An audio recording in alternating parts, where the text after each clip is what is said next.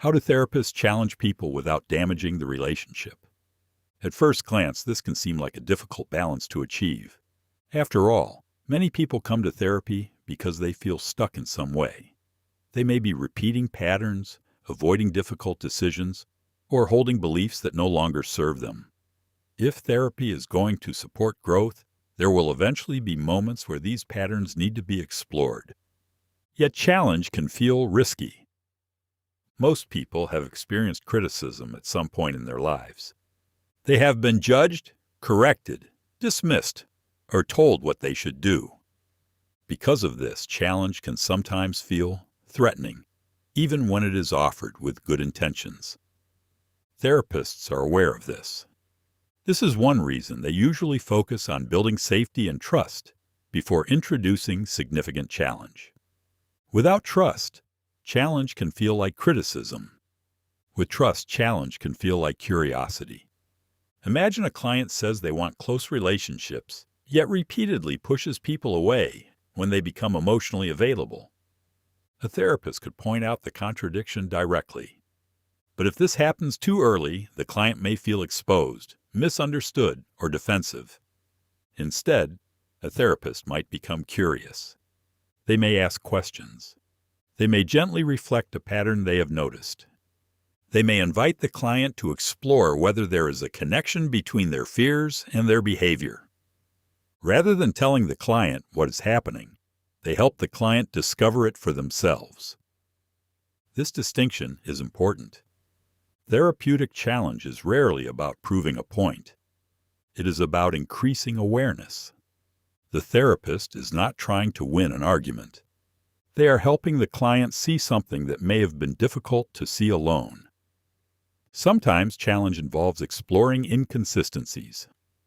A client may describe wanting one thing while repeatedly moving toward another. Sometimes challenge involves noticing avoidance. A person may speak around a topic without ever approaching it directly. Sometimes challenge involves questioning assumptions that have gone unexamined for years. In each case, the therapist's goal is not confrontation. The goal is understanding.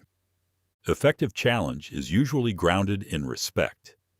The therapist remains interested in the client's experience rather than assuming they already know the answer. Instead of saying, "You're sabotaging your relationships," they might say, "I wonder if part of you wants connection while another part is trying to stay safe." The second approach creates room for exploration. It acknowledges complexity. It respects the client's ability to make meaning of their own experience. This is one reason therapeutic challenge often feels different from criticism. Criticism tends to close people down. Curiosity tends to open people up. Of course, challenge is not always comfortable. There are moments when therapy can feel confronting.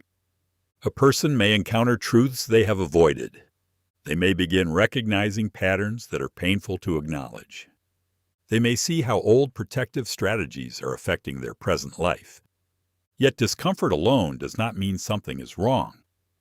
In fact, growth often involves some degree of discomfort.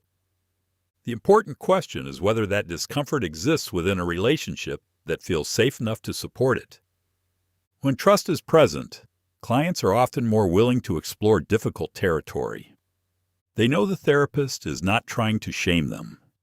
They know the relationship can tolerate honesty.